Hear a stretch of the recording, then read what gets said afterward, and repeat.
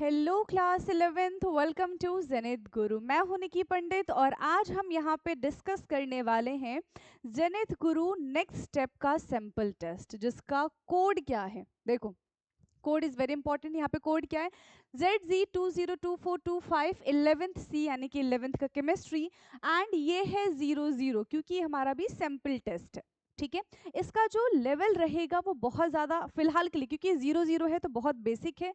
जैसे ही 1 2 3 4 इसका लेवल आगे बढ़ता चला जाएगा, टेस्ट का भी लेवल इंक्रीज होगा। ओके, सो आई होप कि आप सबने टेस्ट अच्छे से किया होगा, आप सबने इसके आंसर की भी चेक की होगी जो हमने ऑलरेडी कम्युनिटी पोस्ट पे डाल दिया है। चैप्टर कौन कौन से थे हमारे इस टेस्ट में? Organic chemistry, some basic principles and technique, इसके आपको 10 क्वेश्चन मिले होंगे, एंड हाइड्रोकार्बन के आपको 10 क्वेश्चन मिले होंगे। राइट, बस अब हम उसी पेपर को यहाँ पे डिस्कस करने वाले हैं। क्लियर? प्लस देखो, बहुत सारे अभी ऐसे स्टूडेंट्स हैं जिन्होंने इसमें पार्टिसिपेट नहीं किया था या फिर उनको नहीं पता होगा कि किस तरीके से इस टेस्ट में पार्टिसिपेट करना है। तो at the end of this video मैं वो सारी चीज़ें आपको बताऊंगी। तो जिन भी स्टूडेंट्स का ये टेस्ट मिस हो गया है, नेक्स्ट टाइम मेक श्योर कि आप इस टेस्ट के लिए खुद को प्रिपेयर करें और ये टेस्ट दें। Okay, so let's start. सबसे पहले तो वो 20 क्वेश्चंस हम डिस्कस कर लेते हैं एंड उसके बाद मैं आपको सारी डिटेल्स दे दूंगी। ओके, चलिए। सो फर्स्ट क्वेश्चन क्या था हमारा उस टेस्ट पेपर में, वही यहाँ पे है, सारी चीजें सेम रहेंगी। So which of the following behave both has nucleophile and an electrophile. तो कौन सा इसमें से इलेक्ट्रोफाइल एंड न्यूक्लियोफाइल दोनों की तरह बिहेव करता है? Electrophile is electron loving, nucleophile is nucleus loving. ठीक है, तो ये हमारे पास ऑप्शन है CH3C triple bond N, CH3OH, CH2 double bond CH, CH3 and CH3NH2। So basically देखो, इसका करेक्ट ऑप्शन क्या है? इसका करेक्ट ऑप्शन हो जाएगा ए। क्यों इसका करेक्ट ऑप्शन ए है? CH3C triple bond N, N के पास हमारा ये N के पास क्या है? न्यूक्लियोफाइल है। न्यूक्लियोफाइल मतलब ये किसकी तरह बिहेव कर रहा है? ये लोन पेयर है इसके पास, दैट मीन्स ये न्यूक्लियोफाइल की तरह बिहेव करेगा just because of this lone pair, क्योंकि इसके पास तो एक्स्ट्रा इलेक्ट्रॉन है, रिच इन इलेक्ट्रॉन। तो रिच इलेक्ट्रॉन स्पीशीज है, दैट मीन्स ये हो जाएगा न्यूक्लियोफाइल, जिसकी वजह से इसके ऊपर पॉजिटिव चार्ज, और ये हमारा कहलाएगा electrophile. So for question number 1 option A हमारा एकदम करेक्ट है। Now next question, which one is the strong acid among the following options? इन चारों ऑप्शंस में से सबसे स्ट्रॉन्ग एसिड कौन सा है?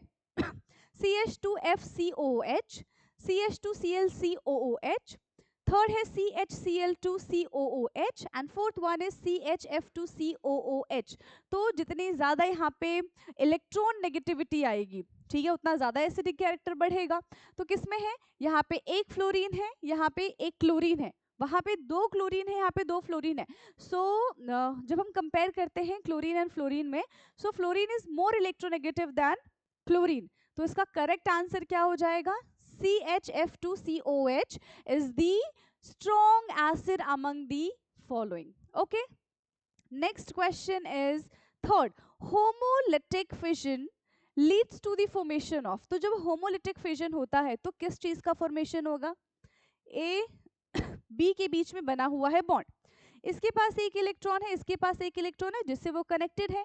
जैसे ही होमोलिटिक ये क्लीवेज होगा, ठीक है, होमोलिटिक फिजन होगा, तो एक इलेक्ट्रॉन इसको मिल जाएगा, एक इलेक्ट्रॉन इसको मिल जाएगा, मतलब A free radical and B free radical. Heterolytic में कैटायन एनायन का फॉर्मेशन होता है, बट इन होमोलिटिक यहाँ पे फॉर्मेशन होता है फ्री रेडिकल का। Okay, now question number 4th. So question 4th is the increasing order of electron donating inductive effect of alkyl group is।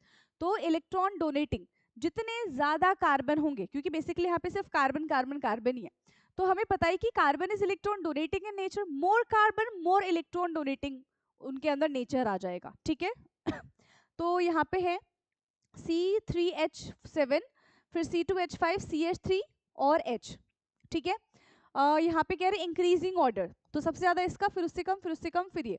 Second है हमारा C3H7, C2H5, और देखो यहाँ पे एरो ही उल्टा है, इसको सबसे ज्यादा बोला गया, तो ये तो गलत दिख रहा है हमको। यहाँ पे क्या है, ये भी उल्टा ही है, ये भी गलत है।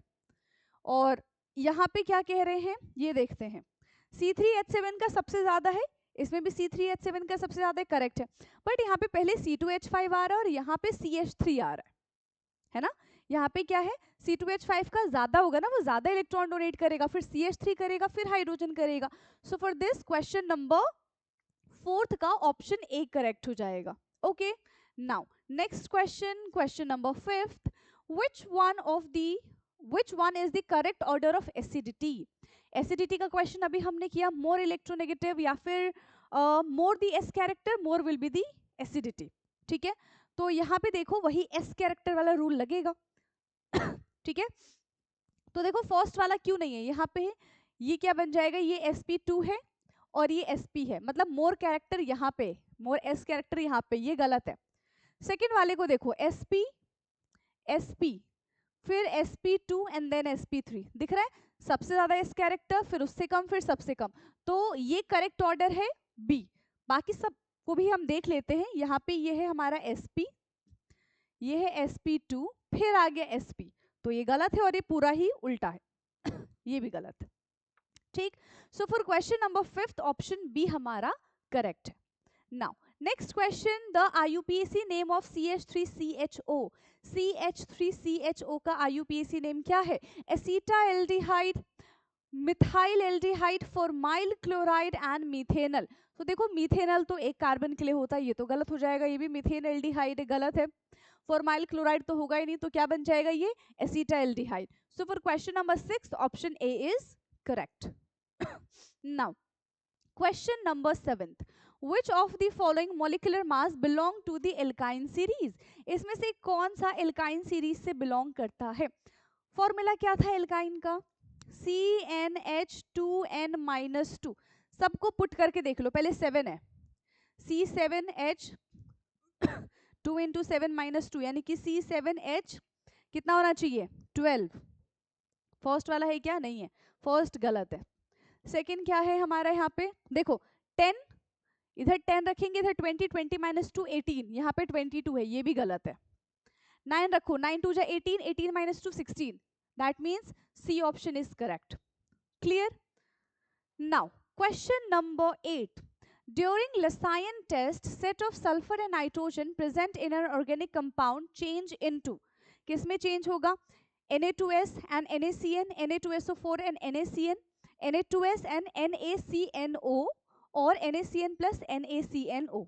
ठीक है, सो Lassaian extract sulphur and nitrogen present in organic compound, किसमें चेंज हो जाएगा, वो कन्वर्ट होगा Na2S and NaCN। So this is question number 8। Now, question 9. A miscible mixture of benzene and chloroform can be separated by, benzene और chloroform को हम किस तरीके से separate कर सकते हैं, किस मेथड से separate करेंगे, sublimation, distillation, filtration and crystallization। तो कौन सा मेथड सुटेबल होगा, दैट इज डिस्टिलेशन। क्यों, क्योंकि डिस्टिलेशन का इस्तेमाल हम कब करते हैं, when there is a difference between their boiling point. ठीक है, तो यहाँ पे बॉइलिंग पॉइंट में डिफरेंस है बेंजीन और क्लोरोफॉर्म के, तो उसको हम इजीली डिस्टिलेशन मेथड से सेपरेट कर सकते हैं। ठीक, नेक्स्ट क्वेश्चन है question number 10, the most satisfactory method to separate mixture of sugar is. ठीक है, तो मोस्ट सेटिस्फैक्टरी मेथड कौन सा होगा, हमें शुगर के मिक्सचर को सेपरेट करना है, fractional crystallization, sublimation, chromatography and none of these. Yes, तो क्या किया है आपने इसका करेक्ट आंसर, क्वेश्चन 3 का करेक्ट ऑप्शन है option number C, that is chromatography. तो एक आपको क्रोमेटोग्राफी या फिर थिन लेयर क्रोमेटोग्राफी जिसको हम TLC कहते हैं, वो आपको मिलेगा इस तरीके से, आप इस पे सोल्यूशन रखोगे और सॉल्वेंट के अंदर डिप करोगे तो सोल्यूशन अलग अलग सेपरेट हो जाएगी। ठीक है, that is so satisfying, this is chromatography. Question number 11, अब देखो यहाँ पे हम हाइड्रोकार्बन के क्वेश्चंस को सॉल्व करेंगे। सो एल्काइंस नहीं, alkanes are also known as, alkanes को हम और क्या कहते हैं, एल्कीन्स, पैराफिन, एरोमेटिक या फिर एलिसाइक्लिक। सो ये मैंने चैप्टर के बिल्कुल स्टार्टिंग में बताया था जब हम कर रहे थे। तो so alkanes are also known as paraffins, क्या कहते हैं उसको हम, पैराफिन्स कहते हैं। So for question number 11 option B is correct. Now question number 12, which of the following reaction is used to increase the length of carbon chain। ठीक है, कौन सा यहाँ पे which of the following reaction is use to increase the length of carbon chain, किसकी वजह से carbon chain की लेंथ इंक्रीज हो जाती है? Wolff Kishner reaction, Clemmensen reduction, Kolbe electrolysis या फिर वुड्स रिएक्शन, किसकी वजह से होता है? सो इसका आंसर है वुड्स रिएक्शन। क्यों, वो हम देख लेते हैं। देखो हमारे पास है CH3 CH3, इसका रिएक्शन हमने 2Na के साथ कराया in presence of dry ether. ठीक है, किसकी प्रेजेंस में? In presence of dry ether. अब क्या होगा? 2CH3 नहीं, यहाँ पे काम करते हैं CH3Cl लेते हैं। हाँ अब करेक्ट है। तो यहाँ से पता है क्या बन जाएगा? 2NaCl बाहर आ जाएगा और अब हमको मिलेगा CH3CH3। तो हमने वैसे तो एक कार्बन लिया था, अब यहाँ पे हमें 2 कार्बन का कंपाउंड मिल रहा है, तो दैट्स वाई हम कहते हैं कि यहाँ पे नंबर ऑफ कार्बन इंक्रीज हो गया। ठीक है, so this is Wurtz reaction. Okay, now next question number 13. Alkynes are dash in nature and first 4 member are gaseous. Are dash gaseous, ठीक है। Alkynes का nature कैसा होता है? polar और दूसरा white, non-polar colorless, polar colorless, non-polar white. So basically alkynes are non-polar in nature, ठीक है, non-polar होगा पहला। तो दूसरा कह रहे हैं फर्स्ट 4 मेंबर जो होते हैं ना वो कैसे होते हैं? कलरलेस होते हैं। ठीक है, कैसे होते हैं? कलरलेस। अब ढूंढो ये किस में है? नॉन पोलर एंड कलरलेस, यानी कि ऑप्शन बी इसका करेक्ट हो जाएगा। So for question number 13 option B is correct. Next question, question number 14, which of the following is true regarding the boiling point? ठीक है, कौन सा यहाँ पे बॉइलिंग पॉइंट के पर्सपेक्टिव से सही है? कैन नॉट से पहला ऑप्शन इन्होंने कहा है। दूसरा है n octane is greater than isooctane. तो हमेशा याद रखना जितनी लंबी कार्बन की चेन होगी उतना ज्यादा उसका बॉइलिंग पॉइंट हाई होगा, जितने ज्यादा ब्रांचेस बनेंगे उतना कम उसका बॉइलिंग पॉइंट हो जाएगा। क्लियर है? So n octane is greater than isooctane, n octane is less than isooctane, n octane is equal to the isooctane. तो जब आप आइसोक्टेन बनाते हो तो एक ब्रांच बन जाता है, ठीक है, और ब्रांच से हमेशा स्ट्रेट चेन की जो बॉइलिंग पॉइंट होती है that is greater. So for question number 14 option B हमारा करेक्ट हो जाएगा, n octane is greater than isooctane. Okay, now question number 15। So question 15 is arrange the following in decreasing order of their boiling point. ठीक है, decreasing order में इसको हमें arrange करना है, डिक्रीजिंग। चलिए तो बनाए पहले हम इसका structure, N butane, CH3 CH2 CH2 and CH3, ये है हमारा A। B है हमारा ब्यूटेन 1 2 3 4, 2 पे है मिथाइल ग्रुप ये है हमारा सेकेंड का structure. Third one is an pentane 1 2 3 4 5, this is n-pentane. Fourth one is 2,2 dimethyl propane. Prop 1 2 3 CH3 CH3। ठीक है, दिख गया इतना? क्लियर है? अब देखो question, arrange the following in decreasing order of their boiling point. Decreasing order मतलब सबसे ज्यादा बॉइलिंग पॉइंट किसका होगा? किसका होगा सबसे ज्यादा बॉइलिंग पॉइंट? आई थिंक सी वाले का। 1 2 3 4 5, इसमें 5 कार्बन है। 1 2 3 4, उसमें 4 कार्बन। सबसे ज्यादा मुझे सी का बॉइलिंग पॉइंट नजर आ रहा है। फिर आ रहा है मुझे ए का बॉइलिंग पॉइंट नजर। ठीक है, सी का आपको बॉइलिंग पॉइंट दिख रहा है, और सी के बाद है ब्यूटेन 1 2 3 4, इसमें अच्छा 4 है, और बी वाले में क्या है 1 2 3 4। अच्छा इसमें 5 कार्बन, सी अगेन इसमें 5 कार्बन है, तो यहाँ पे बी हो जाएगा एंड देन ए होगा और फिर डी हो जाएगा। ठीक है, डी ही होगा लास्ट में, दिख रहा है? डी में 1 2 3 4 5, अच्छा इसमें भी 5 है, 1 2 3 4। ओके, सबसे कम देखो ए में है, कार्बन ही उसमें कम कर दिए। ओके ओके ओके, कार्बन ही उसमें कम कर दिए। ठीक है, तो ए सबसे ज्यादा है, आई मीन सी सबसे ज्यादा है, फिर बी ज्यादा होगा, फिर डी होगा और फिर ए हो जाएगा, ये बनेगा। अब चेक करो ये किसमें है, क्योंकि इनमें 1 2 3 4 5 कार्बन, इसमें 1 2 3 4 5, 1 2 3 4 5, और उसमें 4 ही कार्बन थे। ठीक है, तो स्ट्रेट चेन करके भी क्या कर लेंगे, क्योंकि उनका मॉलिक्यूलर मास ही कम हो जाएगा। ठीक, चलो तो CBDA, CBDA ऑप्शन डी इसका करेक्ट है। For question number 15 option D इसका करेक्ट हो जाएगा, है ना। इंक्रीजिंग डिक्रीजिंग ऑर्डर, उल्टा हो गया क्या। Arrange the following in decreasing order of their boiling point, decreasing, ठीक है, इन्होंने कहा है हमें डिक्रीजिंग ऑर्डर में लगाना है, और ये हमने किस में लगा दिया, डिक्रीजिंग ऑर्डर में ही है, राइट। सबसे ज्यादा, फिर उससे कम, फिर उससे कम, फिर सबसे कम। चलो for question number 16 arrange the halogens fluorine, chlorine, bromine, iodine in order of their increasing reactivity with alkene, ठीक है। तो सबसे ज्यादा हाईली रिएक्टिविटी एल्केन के साथ कौन होगा, fluorine, chlorine, bromine, iodine, right. कहाँ है फर्स्ट वाला, देखो fluorine, chlorine, bromine, iodine correct है, ये तो ये उल्टा हो गया है ना, और ये भी उल्टा है, ठीक। इंक्रीजिंग ऑर्डर बोला था, सबसे कम, उससे ज्यादा, उससे ज्यादा, फिर सबसे ज्यादा।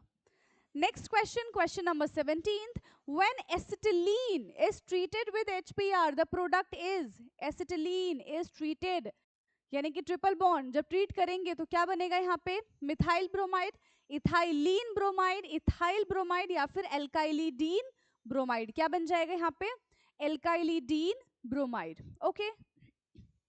नेक्स्ट क्वेश्चन है, the dihedral angle in the staggered conformations of C2H6 is, तो क्या था, कितने कितने का एंगल बनता था, 120, 60, 0 या फिर 90। तो एक यहाँ पे होता था और एक, मतलब मान लो एक यहाँ पे कार्बन है और एक यहाँ पे कार्बन है, ठीक है। तो अगर हम चाहे कि यहाँ से पीछे वाले का कार्बन देख ले तो उसको 60 डिग्री हम रोटेट करते थे, कितना रोटेट करते थे, 60 डिग्री।